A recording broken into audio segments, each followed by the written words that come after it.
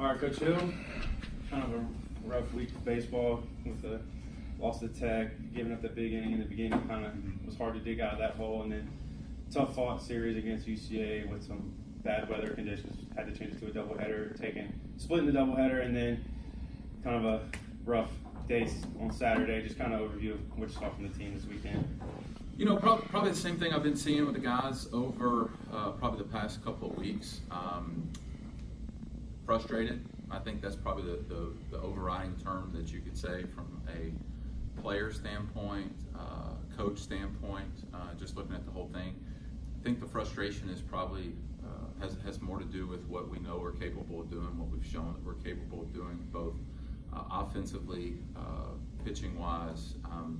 We're so close in so many different ways, and so I think that's probably where where the team's at, because you see how close we are in so many of these ball games, and the team wants to. The want to is so great, and it's not like it's one of those situations to where they're not capable of doing it. It's not like they have a chance to. They're just a team that's playing over their skis, and you know what? That's the game. That's the game. You can do everything right and it not work out.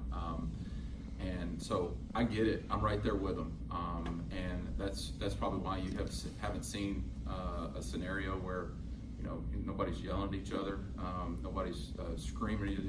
We haven't had that moment because you see where they're at. I think it's so much of a we and where we're at. And for me, I've got to figure out how I can do a better job of getting them to believe in themselves. I've been around some really good coaches, and I had a chance to play for them. And the thing is that they could always do is they could get you to believe in yourself and believe in what's going on. And I know they do. I know they believe it in themselves a little bit, and I think that's probably where I'm trying to fight to get them to believe in themselves a little bit more, because we're so close. We're so close, and but you know what? Close only counts in horseshoes and hand grenades, and not in baseball games.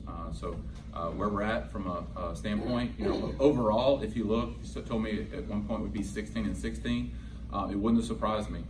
It wouldn't have surprised me at all. Probably some of the games we won, I would have said we maybe would have lost. And some of the games we lost, we maybe would have won. So I think that's probably where the frustration happens. I think we, in a close, we're so close in some ways, and so I don't think that's going to change till we have a different outcome. I think the day off will be good for us. And but right now it's just going to be back to work. As of late, the pitching really has stepped up, really since the beginning of the season, the rough start, and now the offense kind of has in a lull where the runs aren't really coming as much as they were in the beginning of the season. Is that because of teams having film and pitching guys differently, or I mean, what do you think is? Well, I think it all started off with we were taking some really good at bats, and the more good at bats you have, the more base runners you get. The more base runners you get, the more runs you score. It all starts with one sequence after the other, and obviously teams make an adjustment. And once you achieve something, once you show that you can put up multiple runs, once you show you can do a lot of things, you want to do that all the time. And so that's where the frustration has kind of come in with the guys. Because one of the hard things to teach, and this is where it goes back to talking about the belief in oneself. You can't teach 2-out RBI, and we've been so close. Whether it be a line drive being called or putting a good swing on it, that's just one of those things where they happen. And our pitchers have done a good job of limiting those things, but offensively, it's just one of those things you go through. I haven't really poured through all the stats. I know I'll bug you with the stats. I like to look at some things, so I'm kind of shooting off the hip with a few of these things. But I'm willing to bet if you go back and look over the past 6 years, there's always been probably a 10-game swing where you've seen something happen, whether there be a dip in the pitching, dip in the offense. Something, you always go through that. Sometimes those situations happen late in the year, and when they happen late in the year, you don't have a chance to recover from it. Right now, it's just we're going through it, and we're going through it. And it's I'm probably as frustrated or more frustrated in myself than anything, because I see how much they want to do it. And I mean, it's just like your kids when they want something and they've done all the work and done what they've had to do. you want to help them, and so that's where my focus is and what I'm doing, and we'll get right back to work with them starting this afternoon. Wednesday, go to play Lafayette. It's going to be a tough one, and then come back home this weekend to play UNO. I guess not just previewing the games, but also will it feel like there's going to be more urgency this week, or is it just going to be we have to just keep trucking along like we have? Yeah, I mean, I think you could. I don't think it's one of those things where kids kind of know where you're sitting at from a 4-8 conference standpoint.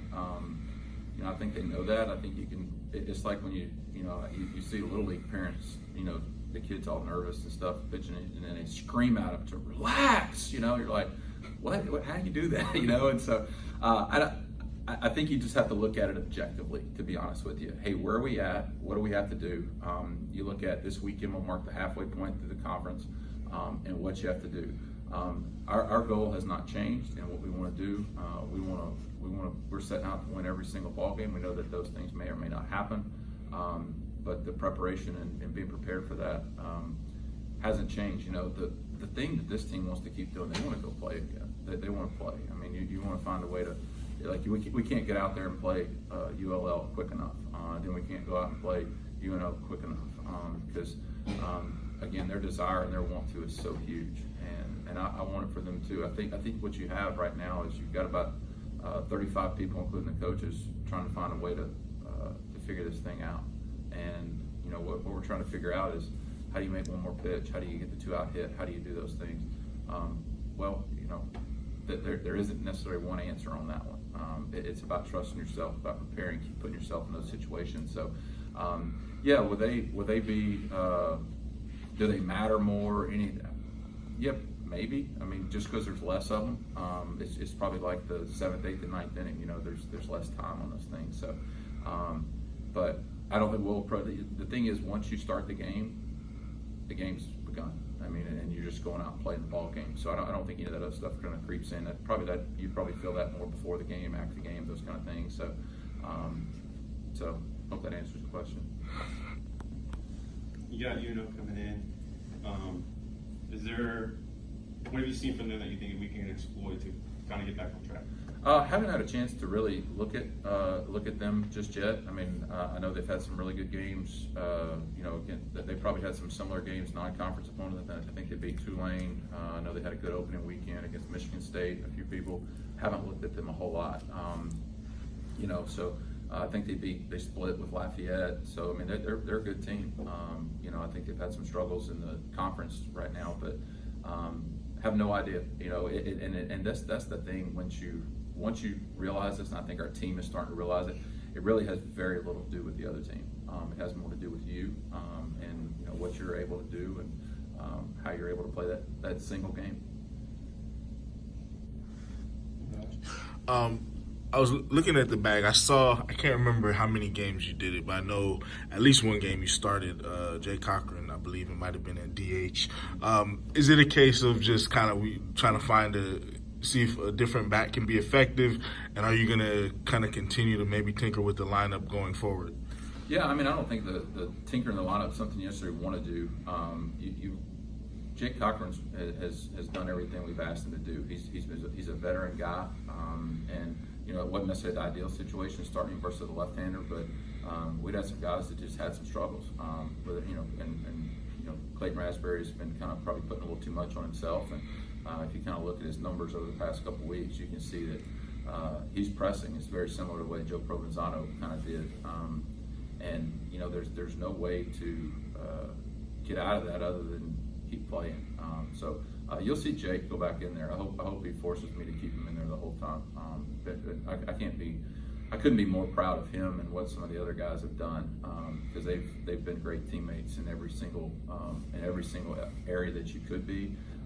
And he's earned this opportunity, and he'll keep getting opportunities as he continues to produce. And then last thing for me is I'm not sure. I'm looking at the strikeouts and I'm not exactly sure if it's a lot. All I can see is who has the most. Sure. But the top of the lineup guys, they do have a lot of them.